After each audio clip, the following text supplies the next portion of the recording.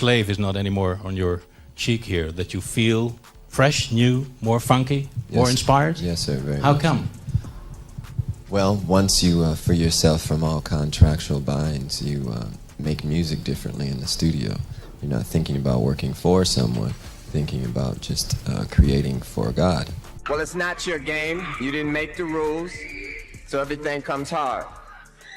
And as long as you're signed to a contract, you're going to take a minority share of the winnings.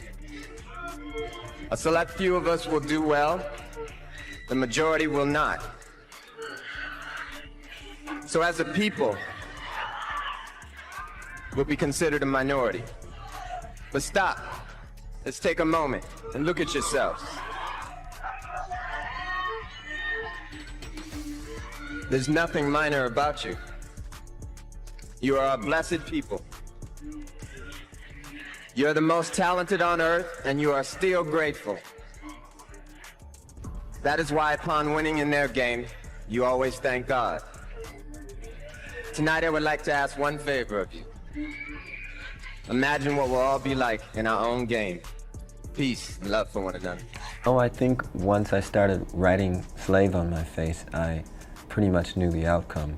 I mean, you have to understand that that word on one's face pretty much changes the dynamic of any meeting that you're in. It looks like we'll finally be getting some answers about what really happened to Prince the day he was found lifeless in the elevator and why the authorities were so quick to close his case. There's talk of a new video that reveals Prince tried to warn us about industry giants like Diddy and Jay-Z manipulating the media and people before his untimely passing. What makes this even more insane is that Jay-Z was mentioned several times in the video, with Prince sharing some damning details about him as well. Prince, having been in the industry for years, had beef with the biggest record labels and dealings with other notable artists. Diddy's antics in the music industry were more of an open secret, and Prince knew firsthand how Diddy messed over artists to please his bosses and label executives. Despite this knowledge, Prince always kept it real.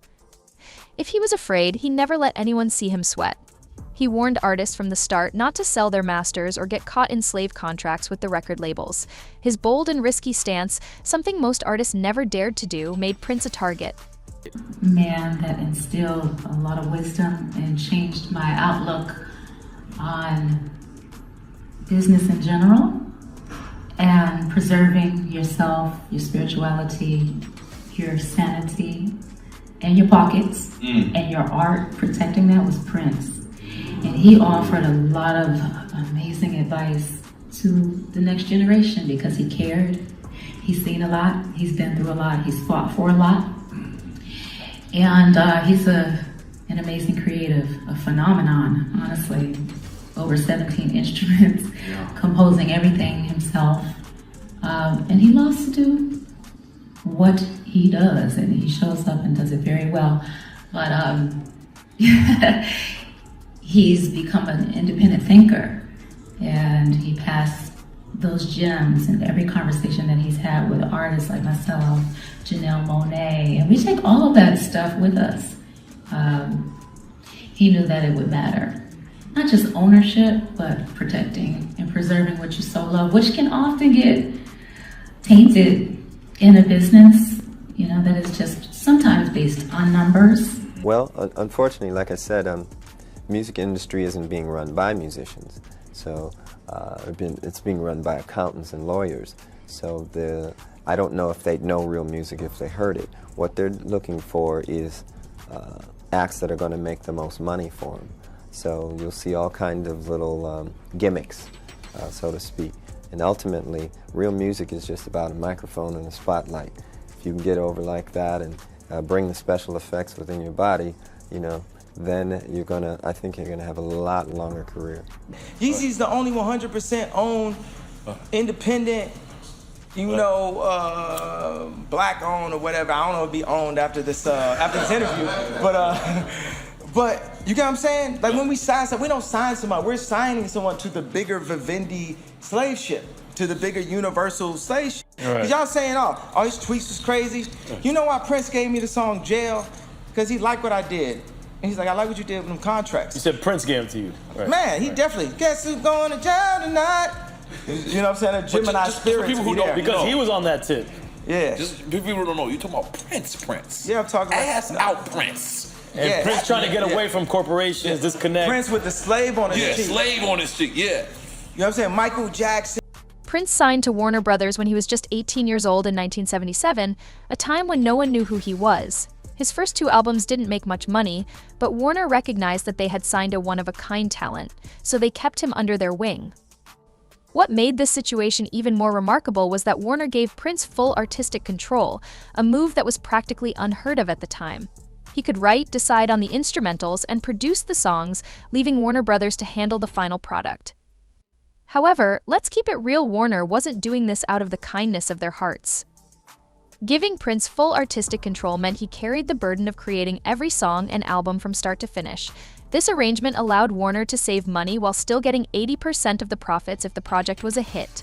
And for Prince, creating hit records was practically guaranteed. Mariah Carey just had this big $20 million. That's like a huge deal, right? So you feeling that? No, well, what I mean, I don't understand. What the public sees the word $20 million an album. Well, let's see. Do you all think that's a good deal? I mean, tell me why. I mean, what am I missing? Okay, let's do some math. Okay. If you do math like that? Kinda. If you sign me, you sign me to a record company or a record deal. Let's suppose you have a record company. Right. How much would you give me? The album sells for $18, right? $18. Whatever. Yeah. All right. How much of that would you give me? Well, I don't know how it works. Well, no. Half. Half? Half sound good? Yeah. All right, check this out. If I sell 1 million copies, I'm going to have $10 million, right? Roughly $10 million. Right. If I sell 2 million copies, I got $20 million. Right. If I just sell 3 million copies, I got $30 million. Now who has the biggest record deal?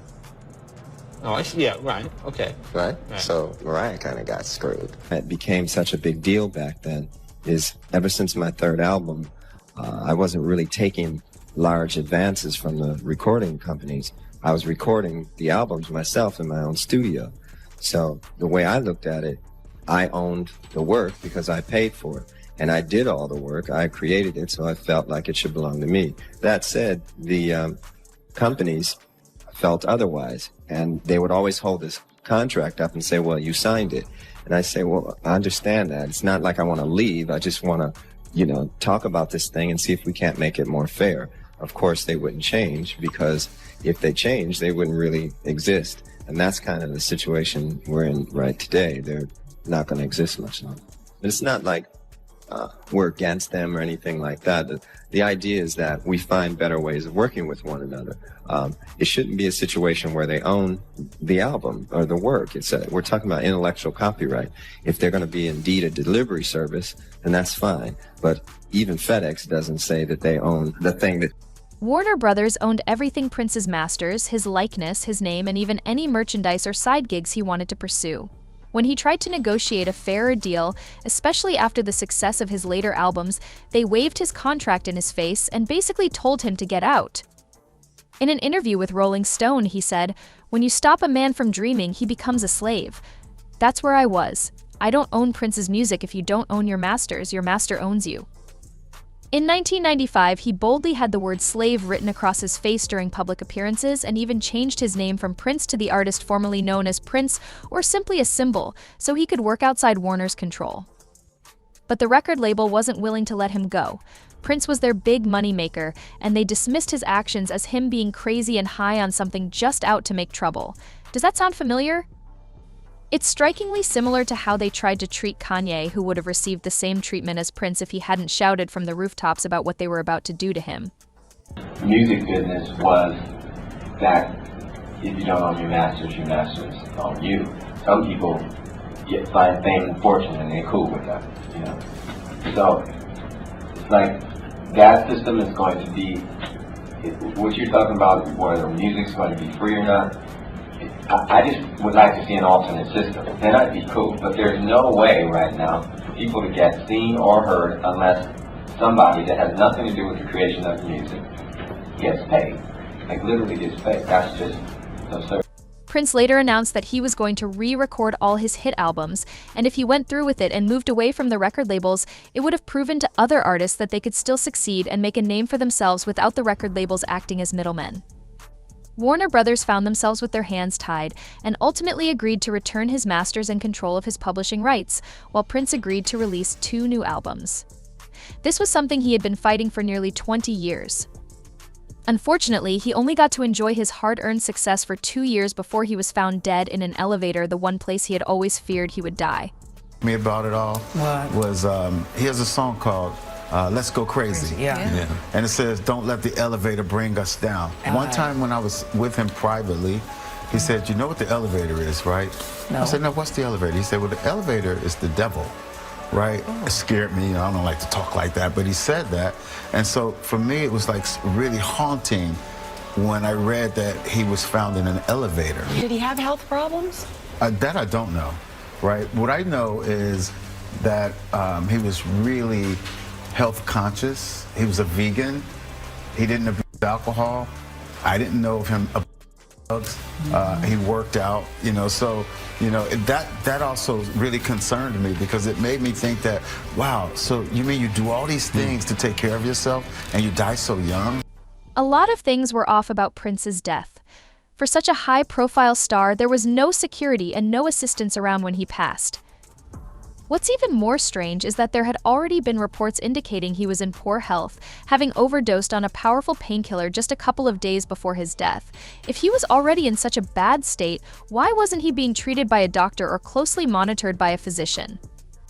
Just before he died, Prince had agreed to go on tour, and for that to happen, there had to be some assurance that he was healthy enough to perform, especially for the larger venues. No one would be willing to pour millions into a tour without the expectation of making that money back. So if they knew he had overdosed and his health was in such a fragile state, why did they let him proceed with the tour? And here's the thing that's never made sense. Prince made a post saying, "Just when you thought you were safe for someone as big as Prince, the police didn't seem to care about putting the pieces of his death together." It was as if they were doing the bare minimum to get the public off their backs and simply call it a day. While Prince was trying to regain control from Warner Brothers, he made deals with people he thought shared his vision and were committed to protecting artists from exploitation. However, he later discovered that some of these individuals were just as shady and diabolical as the industry executives he had fought against. One of these individuals was Jay-Z. Jay allegedly assured Prince that he placed artists first and would protect Prince's music and rights. As a result, Prince agreed to allow Jay-Z and Tidal to stream just one of his albums. Jay-Z claimed to have experienced the same struggles as Prince, being a black man and artist trying to succeed in an industry where white record label executives held all the power while doing little of the work. However, Prince soon found out that Jay-Z was just as ruthless and relentless as the white executives when it came to lining his pockets. Without permission, Tidal began streaming all of Prince's songs, claiming that Prince had given his consent. But anyone who knew Prince knew that he had a strong dislike for streaming platforms and would never have made all of his music available for streaming. A lot of artists aren't getting paid full scale for their art, and the internet, because of downloading and things like that, is kind of like a black hole, and it's hard to audit, it's hard to get accounting, and it's not that it's just about the money, but it's about justice and fairness. And when people say that they love you and they respect you, but at the same time take 80% of your earnings, then expect you to fix your own communities, and they'll probably edit all of this out, but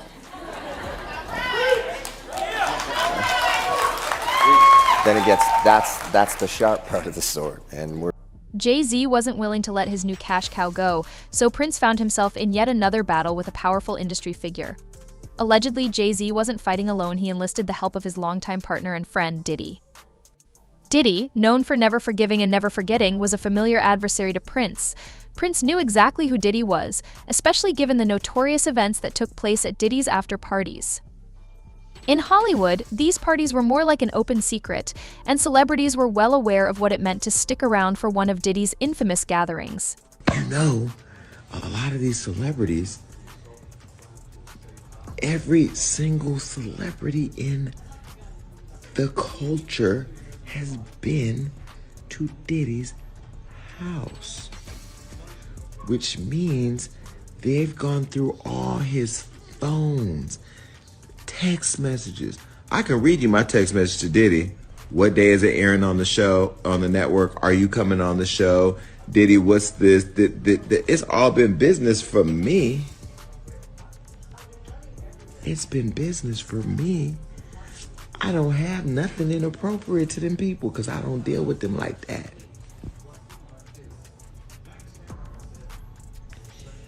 So you mean to tell me all those late nights, what you doing, where you at?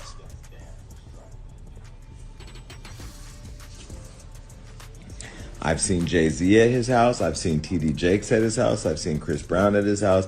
I've seen Jordan Woods at his house. I've seen Travis Scott at his house. I've seen Beyonce at his house. I've seen Tiana Taylor. I've seen them all. Now, we was all in the backyard, but I've seen them all. I've seen Usher there. I've seen DaBaby there. I've seen Justin Bieber there. I've seen... Everybody's been to a Diddy party. I've seen Lindsay Lohan, Ashton Kutcher, Demi Moore, Tyrese, Amber Rose. I've seen them all have been there. Mary J. Blige. I've seen them all. But just because you go to a Diddy party doesn't mean that you were getting sprayed down with Vaseline and baby oil. Because I can tell you right now, ain't nobody ever sprayed me with nothing. And I don't even play around like that. Let me tell you about me. I am so private with my personal intimacy that I love the fact that my business is private. Anything I've ever made public, I've talked about it on my show. I've been pretty much an open book with the activities, but I try to conceal the names because I don't want people bothering them. I learned as people started getting to know me, they would go track down anybody I'm involved with and then harass them. The people I deal with are private people. They don't want their business in the streets, and we... The same thing Prince had spent years fighting against was exactly what Diddy was doing to his artists, and Prince couldn't stomach being around that type of person. To keep the peace, he once lent Diddy his home for one of his parties, but he never attended these events himself. Prince reportedly warned artists, especially the younger ones, to stay away from these parties and not to participate in the toxic environment that surrounded them. Here's, let me give you some context. Let me give you some context because I'm gonna just cut straight to it. I have been to the house parties where there have been extra police, or not police, but maybe off-duty police working as security, armed security, shutting down the entire street because there are so many people trying to get in the home. Think about it. Beyonce's on the other side of the gate. Jay-Z's on the other side of the gate. Every major celebrity, the Kardashians, on the other side of the gate. People are trying to get in that party. The first Diddy party I went to was at Prince's house. So you want to go to Prince's house to the Diddy party where Tyrese is performing and Demi Moore and Ashton Kutcher are swinging on swings. That is what's happening on the other side of the wall. And so the one thing that makes this party different than a Jamie Foxx party or any other celebrity party that wrangles a bunch of young women or guys or whatever too, is that Diddy didn't let you bring your security in the party. That is the one thing that I thought was odd because, you know, I came one time with my security and no other security other than Diddy's security is allowed to be inside the building. I mean, I saw Jay-Z and T.D. Jakes in there, every major celebrity you can think of who may or may not get along may be on the other side of that gate with no security. And so now as you see this unfold, my wonder is, well, why weren't people able to have their protection with them when they were in the room? But the one thing I will add that, you know, people don't want to talk about is Diddy is not the only person that has these parties where they have people wrangling a bunch of women and there's nobody carding at the door. There's no regulation, right? And the reason is because these guys want to have a bunch of women around. And what happens when you mix that with a bunch of liquor and other things, when the regular party goes home, what happens after? It was when Prince decided he was done with the industry's manipulation that things took a tragic turn: his sudden death.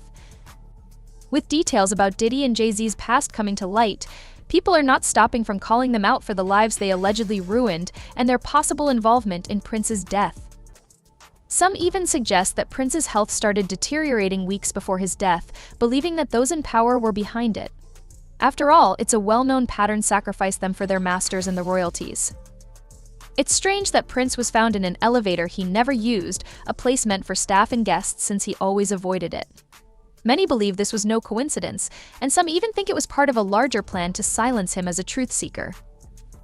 Now that Diddy and Jay-Z are facing scrutiny, the question is, will justice ever truly be served for Prince, or will those in power continue to evade accountability? What do you think about his last warning?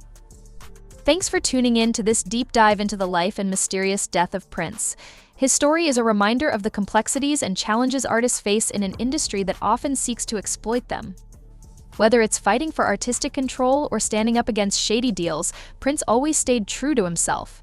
As we continue to uncover the truths behind his final days and the people involved, let's keep his legacy alive by asking the tough questions. What do you think? Will Diddy and Jay-Z face justice, or is this just another chapter in the ongoing struggle for artist rights? Drop your thoughts in the comments below, and don't forget to like and subscribe for more. Stay curious and keep seeking the truth.